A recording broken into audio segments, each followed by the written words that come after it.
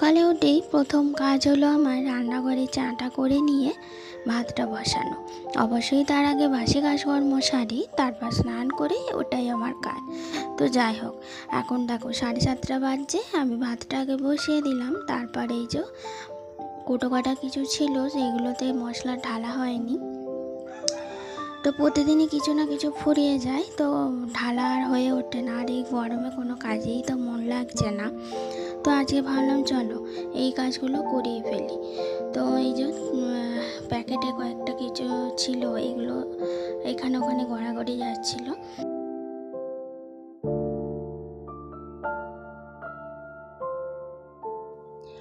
আর এই ছানা কাটানোর পাউডারটা দেখছি যে এমনিই পড়ে যাচ্ছে। তো ভাবলাম একটা ছোটো কোটনি দিয়ে তো এটা ঢেলে ব্যবস্থা করে রাখি। আর যেখানে যত যা প্যাকেট ছিল মশলার, সেগুলো সব এই টিফিন বক্সটায় সুন্দর করে গুছিয়ে রেখে দিই।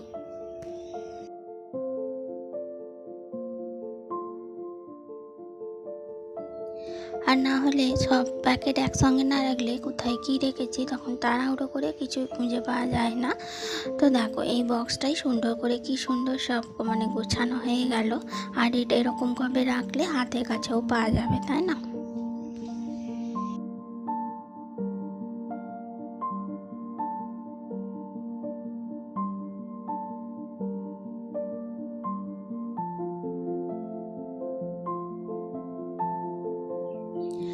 ভাত হতে তো অনেকটাই সময় লাগে, তো ভাবলাম যে তাহলে একবারে মশলার পেতেগুলোও কন্টেনার পেতে যা আছে সেগুলোও একবারে পরিষ্কার করে নিই। আর কয়েকটা মশলা ঢালার আছে, তাহলে সেগুলোও ঢেলে একবারে ঠিক করে নিই।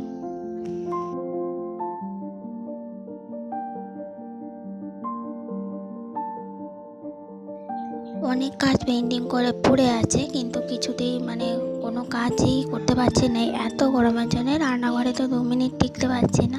অনেকটা কষ্ট করেই রান্না করতে হচ্ছে, কিন্তু ভাবছি যে তাহলে একটু ওয়েদারটা ঠান্ডা হোক, তারপর বাকি কাজগুলো, অনেক কাজ আছে, প্রচুর কাজ, এখনও পর্যন্ত শোকেসটা গোছাতে পারিনি। তো ভাবলাম যে তাহলে একটু ওয়েদার ঠান্ডা হোক, তারপর সব করব। তবে এমনি যেগুলো না করলেই নয় সেগুলো তো করতেই হবে।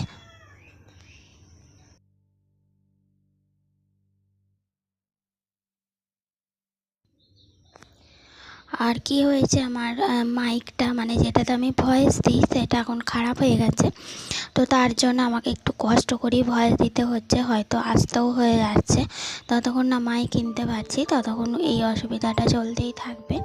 তো যাই হোক, একটু শাক কেটে রেখেছিলাম, তো চলো সেটা এখনও একটু ভালো করে ধুয়ে নিই। আর ওদিকে মনে হচ্ছে ভাতটাও হয়ে গেছে, তো ভাতটাও নামিয়ে নেব।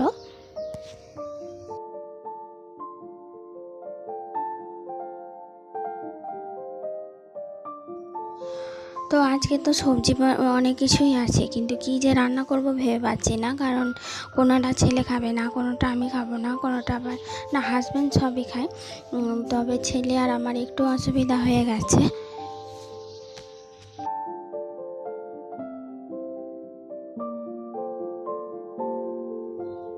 তো ভাবলাম চলো একটু জলখাবারে ডালিয়া করি সবজি দিয়ে, তাহলে ছেলেটা তো এমনিতেই সবজি খেতে চায় না, তো ওকে জোর করে খাওয়াতে হবে। তো সবজি দিয়ে একটুখানি ডালিয়াটা করে নিই। আর এখন কি হয়েছে বলো তো, দুজনে হাজব্যান্ড আর আমাদের খাওয়া আলাদা হয়ে গেছে, আলাদা আলাদা খাচ্ছি। তো ও যেটা খাওয়া বলে আনছে সেটা তো আর আমি না করে দিতে পারি না, তো ওর জন্য সেটা করে দিচ্ছি। আর আমাদের একটু হালকা হালকা যা হোক কিছু করছি। তো এই করেই চালাচ্ছি, কী করবো, কী করে যে প্রতিদিনকার যে কী করে কী করব সেটাই এখন চিন্তার বিষয় হয়ে গেছে।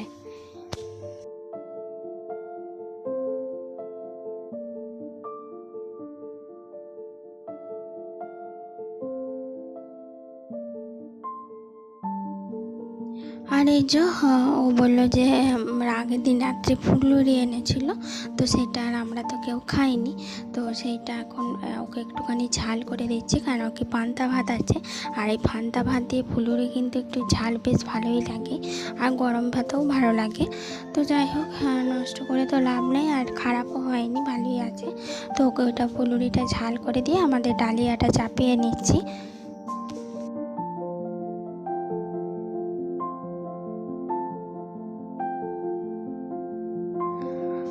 আর আমি ডালিয়া প্রেসারে এইভাবে একবারেই করে নিয়ে একটুখানি তেল ফোড়ন দিয়ে সবজিগুলো সব ভেজে নিয়ে সব কিছু দিয়ে নুন হলুদ মিষ্টি যা যা লাগে আর কি সব কিছু দিয়ে প্রেসারে সিটি মেরে দিই। খেতে কিন্তু খারাপ হয় না আর অনেকটা তাড়াতাড়িও হয়ে যায়।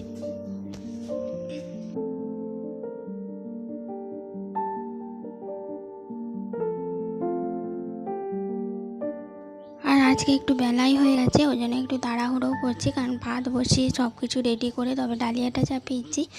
আর ছেলে বলছে মা খিদে পেয়ে গেছে, খিদে পাওয়ারই কথা, কারণ সকালে সামান্য একটুখানি মিচড়ির জল আর বিস্কুট খেয়েছে, আর কিছু খায়নি। তো চলো ওকে একটুখানি তাড়াতাড়ি করে এটা করে দিই।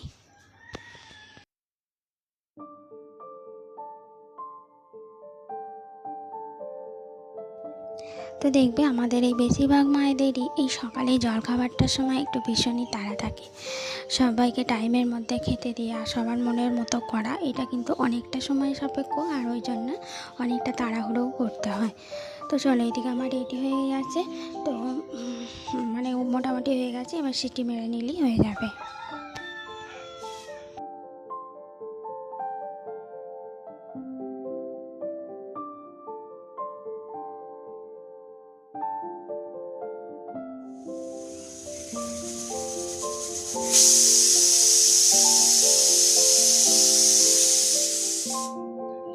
তো যাক, অনেকটা তাড়াহুড়োর মধ্যেই ওকে করে দিলাম। তো চলো এখন একটু জুড়োতে দিয়ে ওকে খেতে দেবো, আর তারপর আমিও একটু খেয়ে নেব।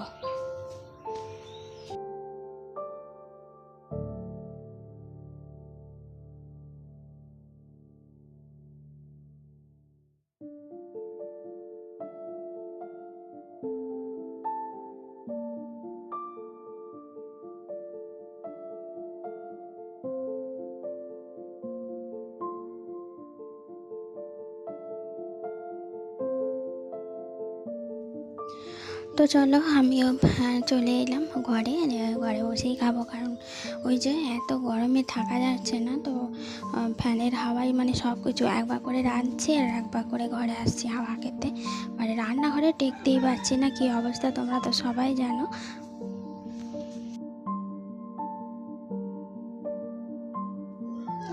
আর এদিকে আমি রান্নাটাও চাপিয়ে দিলাম, পাট শাক মুসুরির ডাল দিয়ে করছি প্রথমবার, জানি না, হাজব্যান্ডে বললো এটা নাকি ভালো হয়। তো যাই হোক, আমি এইসব পছন্দ অতটাও করি না, কিন্তু কী করবো, খাবো বলেছে, তো তার জন্যে ওকেই করে দিচ্ছি। তো চলো তাড়াহুড়ো করে আগে রান্নাটা কমপ্লিট করে ফেলি।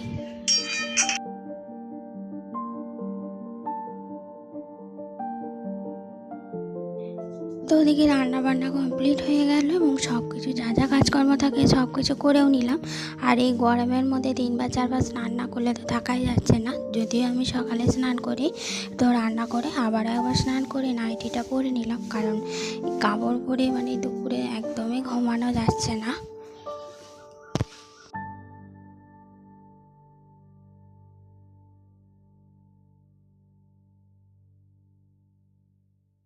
আর এইখানে এতটাই রোদ উঠেছে, মনে হচ্ছে যেন মেঘ করেছে।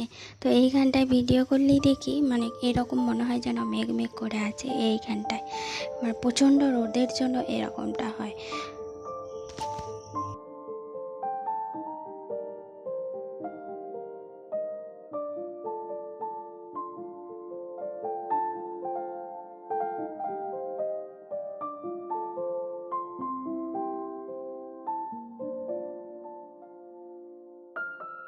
আর এইদিকে দেখতে পাচ্ছ ছেলে সেই সকালে পড়তে বসেছিল, তো গোছানো হয়নি, আর বিছানাটাও একটু ওলঢাল হয়ে আছে। তো চলো বিছানাটা একটু ঠিক করে নিই, আর এদিকে জানলাটাও দিয়ে দেবো, কারণ প্রচণ্ড রোদের ঝাঁজ আসছে।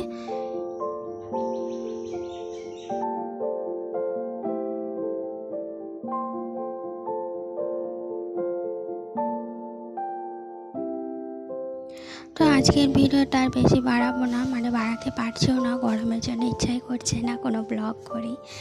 তো মনে হচ্ছে চুপচাপ বসে থাকি ফ্যানের হাওয়ায়।